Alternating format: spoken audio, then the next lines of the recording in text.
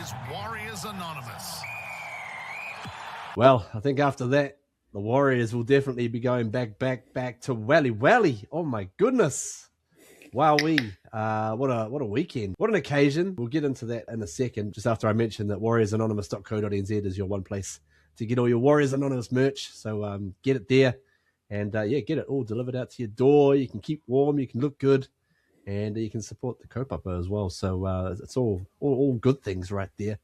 It's GMan Buddha here on this particular episode, running the little combo like we used to do back in the schoolyard, back in J1. That's the one, brother. Back in the days, day ones, indeed. Bro, first of all, before we even get into what was a very special game and occasion, we'll start with a quick harona just to get warmed up. Just a little warm-up exercise. Harona was the flagless sin bin worthy of a sin bin? It's a hard, thank you. That was very, very straight up and down. Nice. Look, I got to say, when I was watching it on the broadcast on Saturday night, I was like Michael Ennis at the time. I was very hard on that. And I sort of thought, he's trying to take him out, and sort of having, let the emotions subside a little bit and reviewed it and everything and just thought about it a bit more. I've started to soften a little bit on that. But what I do think is probably was the lesser focus of the action was that he actually tried to take him out. So based on that, it's still a sin bin anyway. So yeah. The way I see it is the defender has a duty of care, regardless of, what body part hits what body part to knock somebody out as well. So up high. So the defender has is responsible for lowering the contact zone as well, no matter what hits, plus the lateness of as well, or actually didn't receive the ball. So, the player did not receive the ball. So you hit him on suspicion.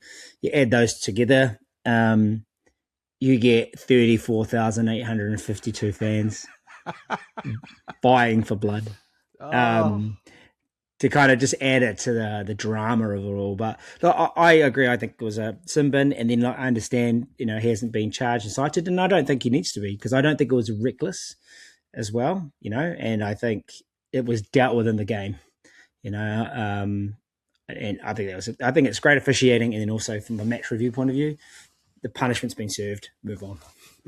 Yeah, that's certainly wound up a few Dolphins fans from what I have seen, but it sounded like it certainly wound up a few Warriors fans at the time, because bro, it was, well, first of all, let's sort of look at it in the bigger lens, because there was actually a Super Round going on for Super Rugby down in Christchurch at the new stadium, and my goodness, does that look incredible. Can't wait for the Warriors to play there. That's going to absolutely go off as well. And then in Wellington, Anzac Day, sort of the sort of day where you drive around the neighborhood and look at any random thing and just kind of feel a little bit extra grateful for for what had gone before us to actually make it possible. So there was that sort of emotion running with it, and then for the game itself in Wellington, it's been a few years since it's last been back to the tin, since Webby's first head coaching of the Warriors in this era anyway. First time back at the tin, following a week of bloody record floods in Wellington. You went along, man. Tell us everything. What was it like? What was the experience? Just give us the rundown. Oh, mate. Had this circled on the calendar, I think 9 months ago, when it was floated that the Anzac Day game would be here as well. And going back to the 2023 game, first game of the season, look, I was there. It was amazing. It had that circled, and myself and 17,000 other fans as well. So if you know the Cake Tin, it's actually a good crowd, just a good crowd at the Cake Tin, 17,000 as well. So, but fast forward to where we were, ticket sales were strong, And then as the season built as well, off the back of the performance so far, you could see them going. And I think as soon as they put Melbourne away, I think the last remaining 7,000 or 8,000 just got snapped up, and it just became the hottest ticket in town. So the build up from Thursday, obviously off the back of a tough week for parts of Welly as well, with floods and severe damage around the place. Excuse the pun, was the perfect storm coming after that, just because the weather was delightful. And Jed will know this, and all you either Wellingtonians or ones that you've been to Wellington, you can't beat Wellington on a good day. And we had a run of from about the Thursday through to even now today in particular as well. We've just had beautiful weather, but the vibe built over the week. I was catching the train home on a Thursday, walking past hotels were starting to fill up. There was Wars jersey everywhere. Had to do a few little bits and pieces for Anzac Day on Saturday morning, and then got into town reasonably early as well, just to soak it up. And it was that beautiful cross section of you play that game, Where's the Wars fans, because you can just tell the eras of jerseys that come flying through. You've got you've just got a whole plethora of Wars kit, and that just gave you the indication of how popular the movement is as well. Also the fact that Wellington put on a stunning day, and it's, to be honest, this city's needed something like this as well. It's been a tough run. I mean, Wellington's taken a bit of a beating over the last few years, but just perfect conditions, perfect day, Wars fans everywhere, and a really good build up to get into a stadium that was built many years ago, that had seen crowds of this in its yesteryear. You're seeing big crowds. Need to remind you, sevens. Yes, they were. Oh my goodness. Oh. Yeah, Super Rugby finals and semi-finals, even sort of top clashes. But just to get back to sit there and just in the game day experience that the Warriors put on, with close to 35,000, not a seat available. When you looked out at the crowd, and you just go, shit, they've come a long way. The Warriors have come a long way, and rightfully, I believe, has cemented themselves as New Zealand's best sports team, most backed sports team from a club perspective. Yet there's still a debate around the All Blacks, but put it this way, the All Blacks can't sell out the stadium, Henry Stadium, often as well. There's been games in our own, so just a great experience. The sound, how loud it was, the players commented on that as well, and it got me thinking. They sell out Mount Smart, and you go get good crowds in Australia as well, but very rarely would had let's give 1,500 supporters for the Dolphins, maybe 1,000 at most. Close to 33,500 supporters backing them in as well. So, and we needed it. That Flegler situation, probably just helped to get us over the line. Yeah, it was a hungry crowd. Like, people who've been watching it were like, "Wow, that was our best crowd of the season," and it seemed like that from watching it on TV. It sounded raucous. Everyone was into it.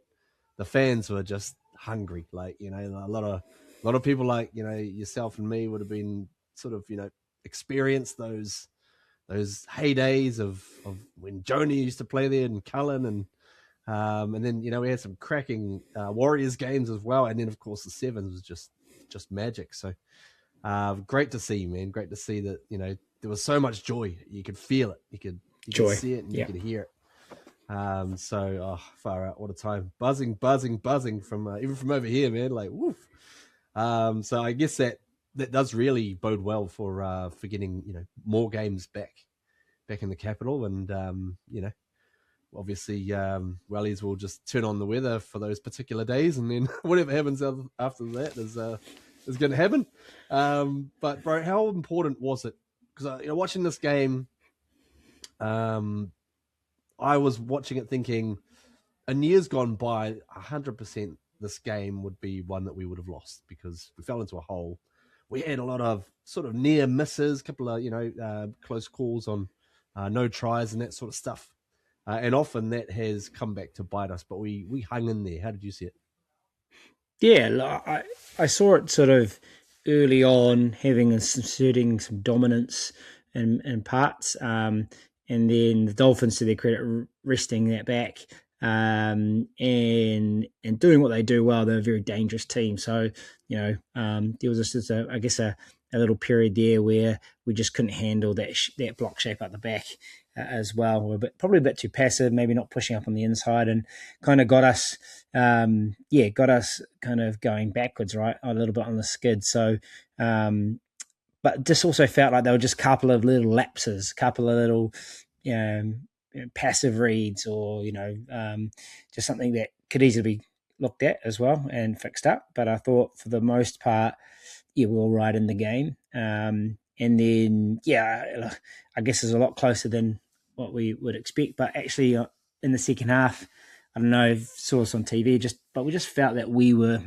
in control of the game as well. And weren't able to probably put on the points that the possession and the momentum kind of should have afforded us. But I guess what was very important was our defense. We defended a very, very, very, very tricky, classy backline as they are. We shut down the hammer. We didn't give Herbie Farnsworth. Didn't give him much room as well. We forced him to cut inside, and had a couple of offloads, but he's destroyed teams, and we saw that in the first half, right? Like his ability to kind of get away, chip and chase and score. So 2 points. We get the win by 2. Definitely felt like that we were probably a good 6 to 8 points better than them in the second half. But hey, it doesn't always go that way. But good to get the chocolates. Dead set. And, it could well have been sort of that 6 to 8 point margin if we got a few more kicks as well. But, it was all good to keep us just on the edge of our seat a little bit, even though it still felt like, despite what happened last year, it was kind of thinking, well, there's always that potential they could, run over us right at the end as well. But it just never felt like didn't feel like it was going to happen. It was like, nah, we're all good. We're okay. Just felt eerily calm about it. And I guess that was the big crowd on the back going, no, we're going to hold them out. In terms of, you just mentioned the defense there. I've been really impressed the last 3 weeks. Excuse me. We've come up against Suafa'alongo, Keanu Kinney, and now the Hammer. 3 weeks in a row, the opposing fullbacks. And really, none of those guys have done any sort of huge damage to us, as they can do on any other team, really. So how pleasing is that for you to watch that and see how we are containing these big names and electrifying runners of the football? Yeah, it's pretty important, especially for those teams you just touched on. Gets them ticking over, right? Gets your attack flying. The Hammer for me is one of the most dangerous players in the league, and you've seen already this season, right? The ability to skip out, get away, and he's gone. And made a couple of things. He got close a couple of times, a few little intercepts, that sort of thing. But what I think they fixed up in the second half, and look, I'm going to back it. I think that jamming defence from the centre or the winger as well, it's been decisive, right? And I think it was required to shut down time and space. Look, you risk the Harbour Bridge pass, you risk something flying over the top, but I think this team's defending is if they jam, who's coming across as well. And I think you just got to back that, rather than, I think in that first half they showed when we didn't do that, we were passive, we got sort of skinned on the outside as well. So and if you go back to the Tigers and the Sharks game, that was our biggest issue, right? We got caught in sort of, it's a little bit of no man's land, right? In halfway, a little bit of shape. Maybe we've dropped back a bit early for the kick, and we just got skinned for numbers, or made poor reads in the midfield, and that was really our undoing. So it is pleasing that they've made that change. Yeah, absolutely. I was filthy on myself coming out of the previous episode reviewing the Titans game because we had a sparkling example of a double round and I didn't even highlight it. And I came out of the episode, I was so mad at myself. I was like, you idiot. We could have just gone on for the whole show about the double round and the success of it. There was no double round in this particular game. So that's, that's okay. But I want to get your thoughts on Tane Tuopiki at fullback in terms of how he looked watching the game live, because Warriors fans, there's a great divide at the moment. There's the CNK brigade, and then there's the Tainers on the other side. So I just wanted to see what your thoughts were on how he looked live, and also I was I don't know, maybe slightly surprised to see he managed to pick up the 6 points for the Dally M as well. Yeah. Look, I think we are blessed with two highly capable fullbacks, right? So, I think that's the key thing, and probably people will experience this, is that the way the competition is, no one's going to be fit for 27 rounds every week. So, lock that away. We've got two good options. I thought he was sound. I thought he was generally pretty good at the back off the returns as well. We could see him scamper for meters, fairly safe under the high ball. I think there was one that kind of pinged off his shoulder or went forward at least as well. So for the most part, safe, and that's the key part of the job. And then, there were times where he took some tough carries, especially late in the game as well, and was able to kind of get himself out. And I think for the most part, in comparison, it probably has a slightly more sort of playmaker, ball play style to him. Maybe that's Chance's criticism, is he's not as fluid as well, and I guess that helped for scoring the match winner as well. Must be said, an amazing pass from Wayne Egan, just putting it right out there as well. Yep. So amazing, and I think it's the headache, right? The headache we got, who goes where.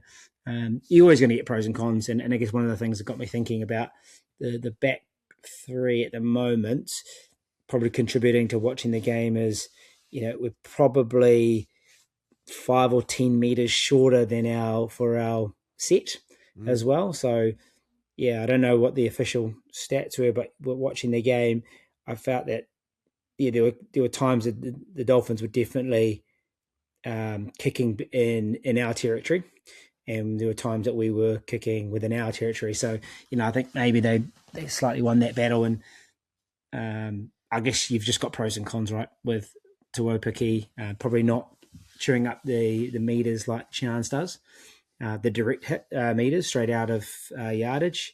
Also, I think AKP, who's amazing out wide, and I think has opened a new dimension of the ability to get him early ball, skin his defender, which we saw in the first try.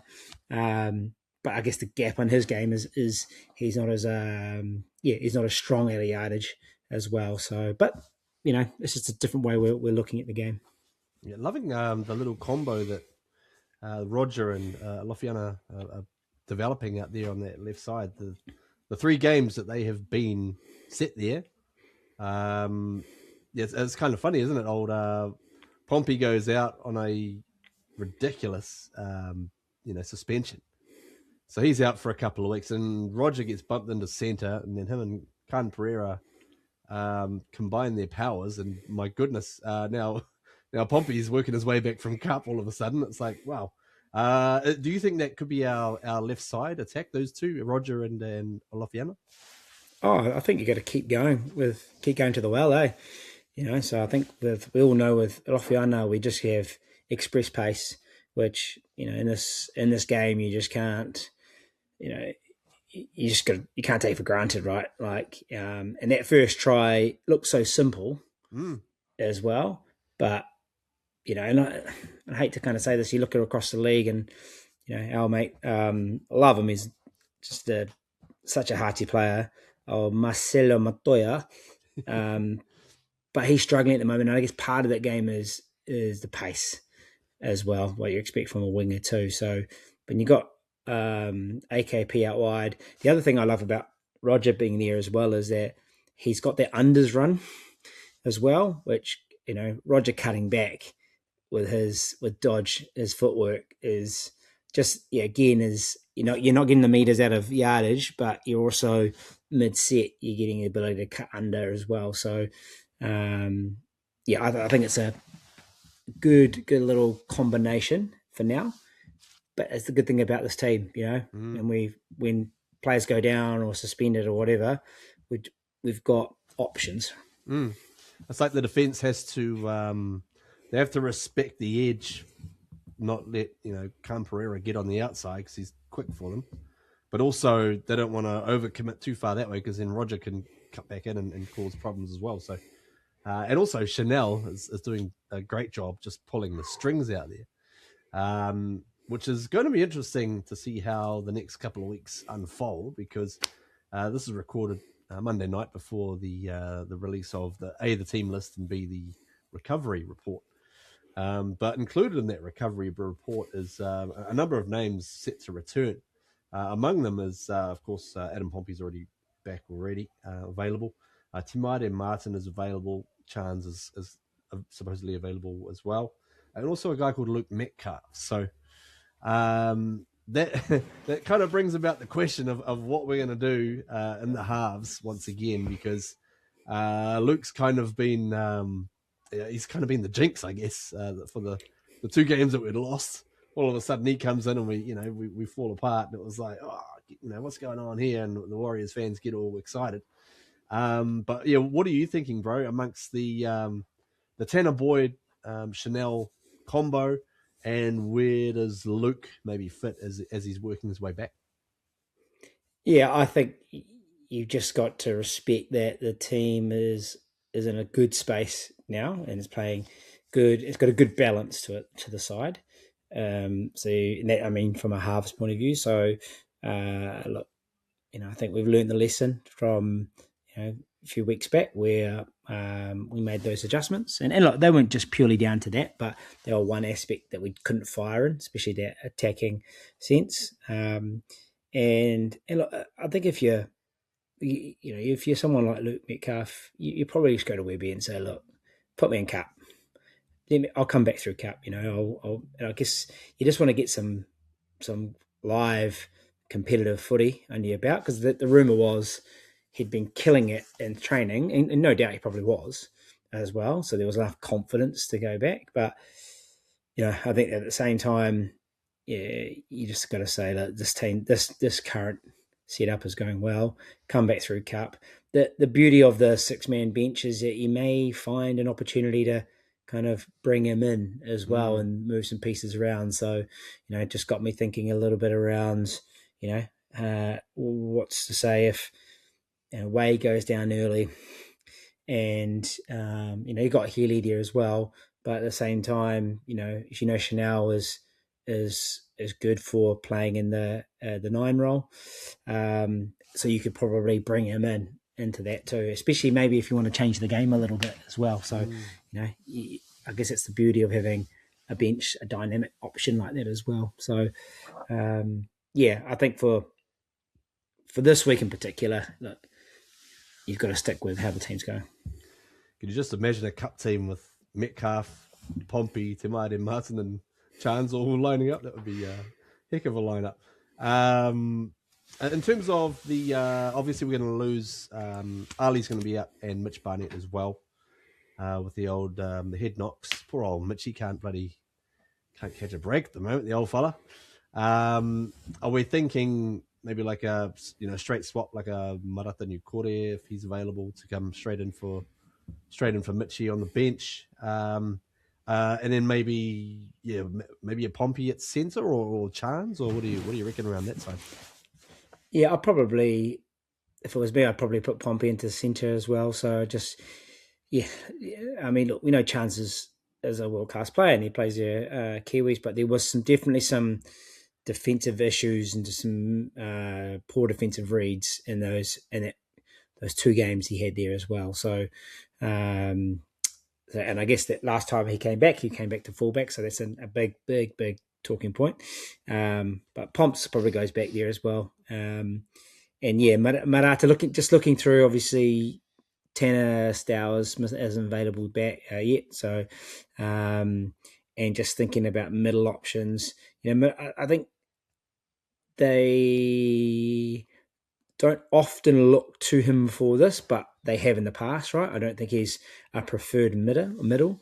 Marata obviously offers so much out wide, but they're going to need him to play a role, I think. And it doesn't have to be a big role. It just needs to be, maybe a 20, 25 minute burst as well, just to kind of get the rotation through.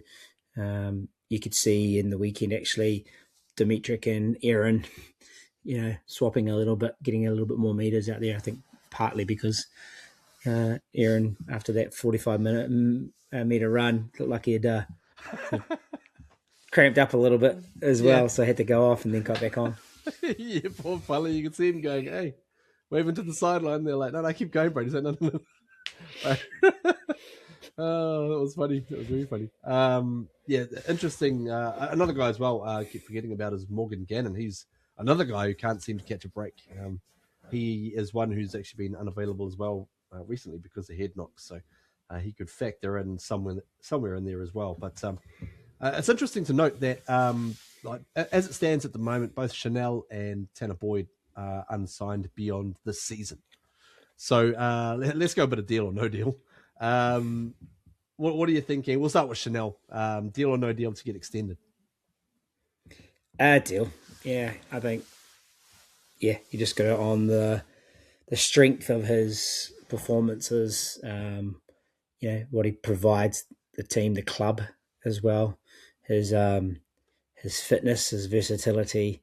His durability. You got to remember, like, halves now. It takes a while, right, to become a quality NRL half. He's just had 100 games as well, so in theory, he'll continue to kind of grow into his role, but also defensively, like, you're not finding a better defensive half in the game. So I think it's and saying that, look, he'll probably attract some good money as well, especially for the new franchises. But it should be priority to keep him. The tax-free money over in PNG. Yeah. Tanner, how much would you sort of think that they could get him for as well, Chanel? Who's they, the Warriors, or? Yeah, interesting, because I'm not too sure what he's on. I don't think he's on top because he sort of came back after that sabbatical as well. So they're going to have to open it up a little bit as well. So, it's hard to say. I mean, he's probably commanding sort of fours, perhaps. Mm-hmm. But to a struggling footy side in Sydney, cellar dwellers, or a new franchise, that could be 6, 7, because what you get from him, so, and he might test that. Test that that cat, because then the other issue you're going to have is you can't keep them all, right? So that's right. So where the Warriors will probably have a valuation on where they see him as well, and compare to what's coming through, who's coming through, and have to make a call. So it's you'd love to keep them all, but you can't. Yeah, and I mean, we will have a few guys leaving as well, so that may create a bit of wriggle room. Like he's on good coin. Who else we've got going out? Barney's going, Rogers going. Chat around Dallin as well, perhaps. But we'll see how that kind of unfolds as the season goes by. But the other guy, deal or no deal, apparently he's in talks at the moment with the Warriors. So Tanner Boyd, what are you thinking? Yeah. Again, the strength of his play so far, and probably what we were hoping this would be where Tanner would be. I think when they signed him, they realised they had a quality by attributes type 7 as well. We commented that he'd always seemed to have a solid game against us as well. Australian schoolboys as well, clearly probably just in the wrong system or too much early pressure in his as a youngster to kind of be to steer a team around. And now he's got to the age where halves kind of mature as well. So yeah, from that perspective, yeah, definitely someone we want to keep as well. But again, we're going to have to upgrade, and there will be every club in the bottom 8 looking for his services as well. So, yeah, there's probably a chance we don't keep him, given we can't necessarily carry 2 quality 7s at that level. But they'll give it, the only thing they might sort of persuade him is that, hey, look, just stick it out for a couple more years in this system. You're enjoying your footy. You're just building back your confidence as well. You'll get game time, and and then maybe move on after that. I kind of feel like actually that's where Tanner Boyd is at himself. I feel like he realizes that he's in exactly the right place, and he wants to stick around and may accept slightly sort of unders, I guess, in order for him to grow and fulfill his kind of potential, and then, like you say, in a couple of years, then he could cash in on that. So, it'd be interesting to see, what he decides and what the team decides as well. But we've got a tricky game coming up this week over in Parramatta. So obviously the Eels have been sort of a volatile side this year, especially. In the last couple of times we've gone up against them, they've rolled us pretty easily. So, what are you expecting from Mitch Moses and those boys this week? You just really don't know, eh? Like, they had a great performance against the Doggies, but I think this is probably just the classic part of the season. If you're up 10% and your opposition is not up, and they're down 5-10%, anyone can beat anyone. So, they were emotionally up, I think, for that game against the Dogs and big rivals. But then, capitulated. Yes, they were late, I guess. It was quite a tight affair.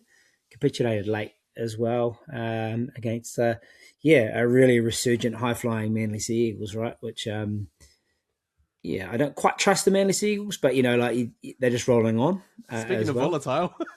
Yeah. Yeah. But you can see, and, let's see how things pan out. We know we love to get those guys too. But, you just don't really know, and I think we just got to respect that. We've had some challenges with them as well. They might have a few outs, and by the looks of it, I'm not sure if he's going to be available. But oh no, don't say that. No, it's poor Dills. Poor Dills got. Oh yeah. Oh well, yeah. He got knocked into 2 weeks ago. Far out. Yeah, he got Debo. Hamolied. Yes. God, yeah. He got guacamole. He got guacamole. So obviously we bet the boys, and we've had great support at CommBank in the past as well. So expecting nothing less than the boys getting out there supporting. Oh, absolutely. Warrior Nation's going to be all over it. I know Richie Morgan has been waiting for this game. Because he lives out that way as well, so he's been waiting the past couple of seasons. Every time the draw comes out and there's no game out at Para, he's like, come on, mate. So he's ready to rock. That's another. What would that have been? That would have been another one about 3 years ago where we last played there. Because I remember myself and Lolo went along to the first Hikoi with Richie and the Nation, and Julius wasn't even.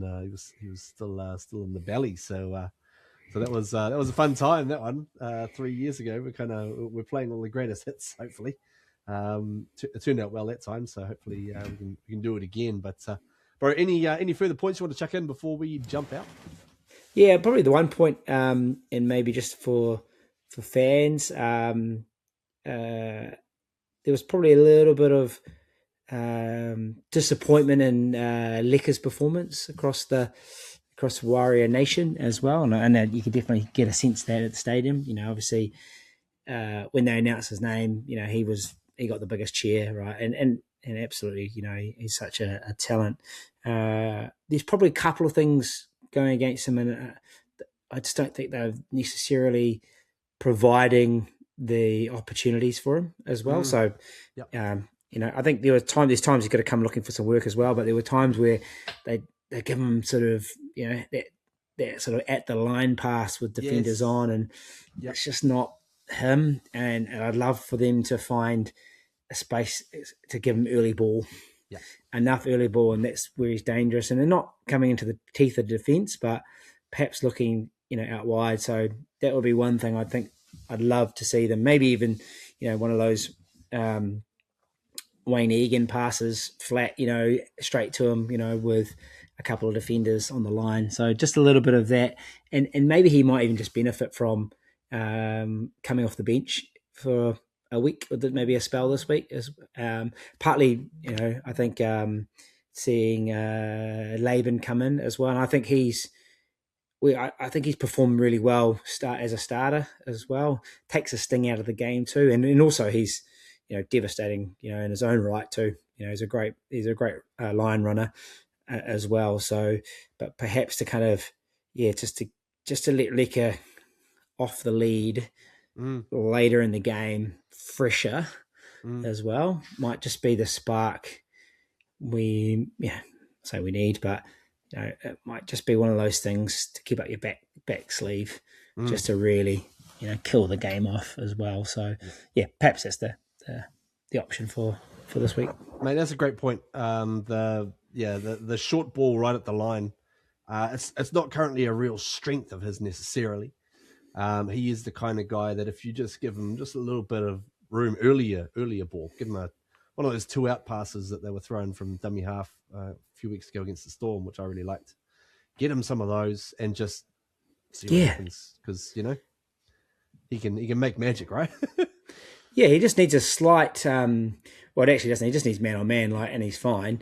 That's just. I mean, I don't know anyone in the game that can. Maybe Britain Nikora, who is the only one who can kind of take those balls at the line. He's got an ability to cut an angle and to fall into a hole. But I don't know many edge back rowers that can. Even with Jackson Ford, when he was playing out wide, like how many times he'd drop the pill in those situations as well. So it's an unkind option, but they just need to use him better. Shout out to Jacko as well. My goodness, another massive performance, 50-odd bloody tackles, 200 run meters. Like, I'm just looking at him and his Dally M performance and thinking, geez, this is starting to become one of the great sort of performances across the season for anyone in the NRL. Just watching how he's going about his business, and sort of think back to last year when Lukey Met was leading the charge up at like sort of 40 points or so, and that was after about maybe 14 games or something like that. And here's old Jacko, he's up to about 32 already after 8. So you're thinking, jeepers, how far can he go? But it is a team game as well, so how far can we go with him? So I guess that's probably the biggest question. But bro, thanks for jumping on. WarriorsAnonymous.co.nz. Get all your Warriors Anonymous merch sorted and sent out today and look great on the sidelines. We'll catch you next week after hopefully another big game, big win, hopefully against the Parramatta Eels. We'll see what happens. But until then, up the Wars. Go the Warriors! La cucaracha, ya no puede caminar.